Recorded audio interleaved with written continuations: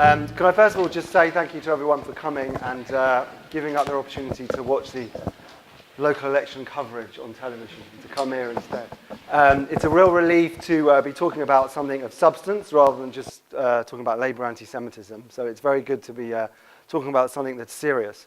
I was talking about Israel and the Palestinians at a panel recently in Israel with some very senior ex-British diplomats and some think tankers, and they got onto this issue of the two-state solution, and they were trying to understand, like, what does the two-state solution mean in Israeli society?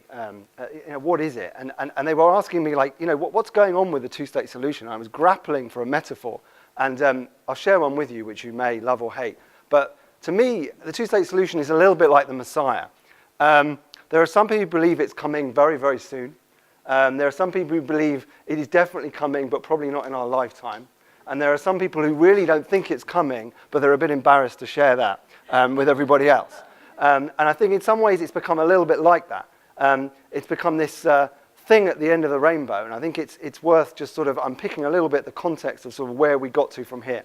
I'm not going to go into all the detail of all the, this is what happened in 1917 and 1920s. I'm sure that will come out in the Q&A, and there'll be the budding historians amongst you that will give us and share the facts with us. But if you look at the history of the Zionist movement, and you look at everything from the Balfour Declaration onwards, there's always this issue of the non-Jewish community, the Jewish national home being set up, but what does that mean to the rights of the non-Jewish community? And as this kind of builds up, and the friction develops between the Jews and the Arabs, you have a situation where you have outsiders who are imposing what is essentially the two-state solution on the Jews and the Arabs. And that started very early on. And I think in a classic kind of British fudge, they set up the mandate in the 1920s, and they kind of knew that there was this incompatible promise, but they didn't quite know what to do about it. So the Jewish national home was developed and built, and everyone did wonderful things to get there, whilst at the same time they knew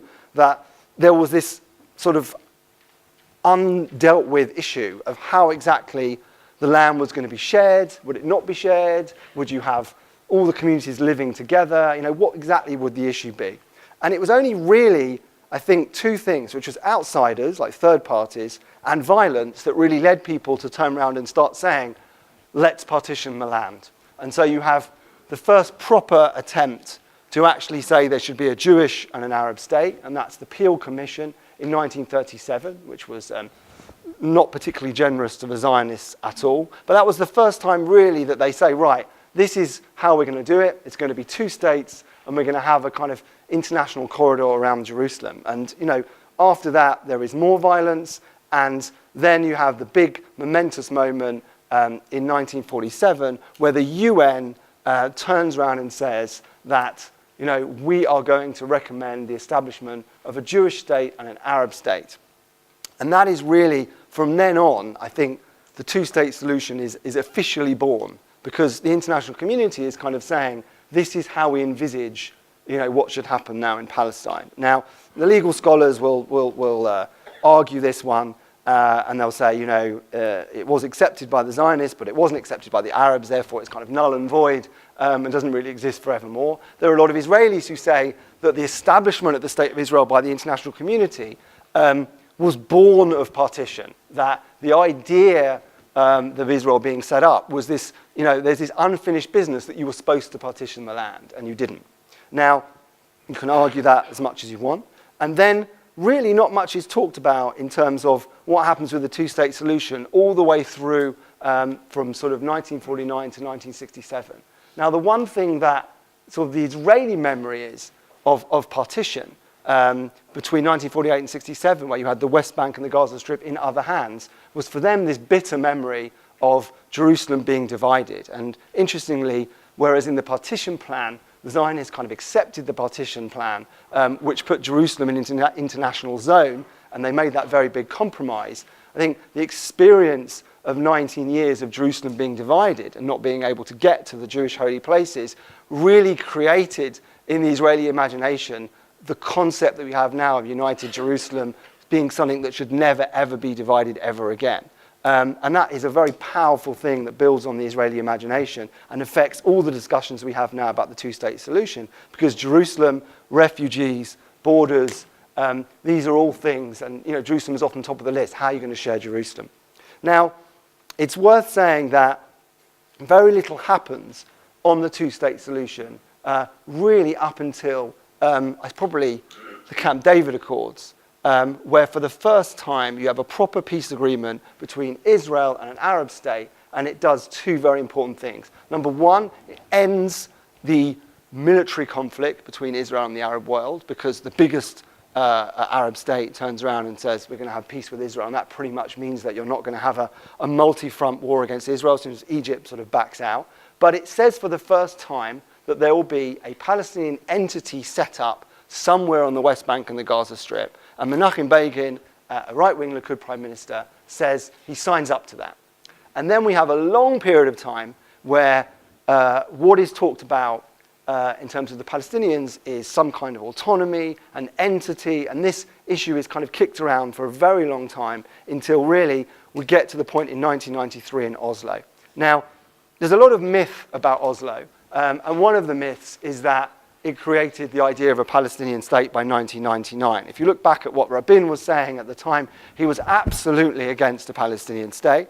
He didn't believe that it necessarily set one up. He was constantly talking about a Palestinian entity, even though if he looked at himself in the mirror hard, he probably would have realized that what he was taking Israel on was the road to a Palestinian state. But even at the time, in 1993, if you look at the opinion polls, only 35% of Israelis were supporting the idea of two states for two peoples. And then the Israeli public goes on a journey. And that journey brings them round to the idea, and I'm just looking at the opinion polls now. By 1997, we have a majority in favor of two states for two people. It hits a high point in 2002-03 when it gets to almost 60%, stays around that point. And ever since then, we've always had a majority of Israelis saying there should be two states for two people, and I support that. Ask them if they think it will happen. They are very, very skeptical, but they believe it is the best way to solve the problem. Now, that brings us to tonight's debate.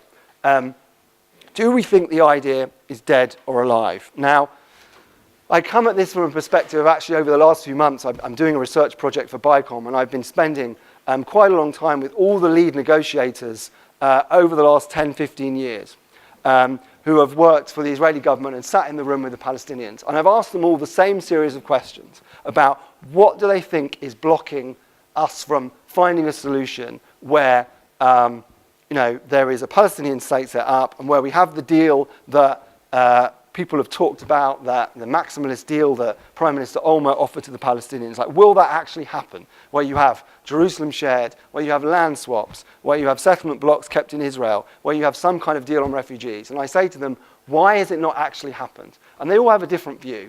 But the one thing that I think we need to remember is it's not just about Israel. It's not just about Israel saying, why can't, I think there's a misconception in this country where people say, well, why can't Israel just set up a Palestinian state? Israel needs a partner, and it needs to have a viable state, and that state needs to create security guarantees. And we'll go into a lot of that, I'm sure, in tonight's debate. But that, I think, will probably be one of the biggest issues that we talk about. The other thing that they talk about, and they all say, is do the Palestinians actually accept the compromise, the historic compromise of only having part of the West Bank and the Gaza Strip? Is that going to be the end of it? And will they accept a Jewish state? And a lot of the people that I spoke to say, hand on heart, they don't think they were ready to make that compromise. They just weren't ready. And there's a deeper truth there, which is that it could be the case that the Palestinians are saying, you know what, we'll bide our time. The deal is getting better each time. If you look at the deal from Rabin and Perez in 1993 and what they were offering, which was something like 65% of the West Bank, and you go all the way through to what was being offered by Prime Minister Olmert, the deal got much, much better over time. So it could be a situation that Palestinians are saying, well, you know what, let's just bide our time and see what happens. Demography might be on our side, maybe not. But I think, in conclusion, you'll hear a lot more from the panel about the history, about, Palestinian nationhood, about security, about refugees, how we deal with this. But the point is that you do need a partner between Israel and the Palestinians, and Israel does need security guarantees. Israel has showed it's going to make compromises, but they need compromises on the other side. Thank you.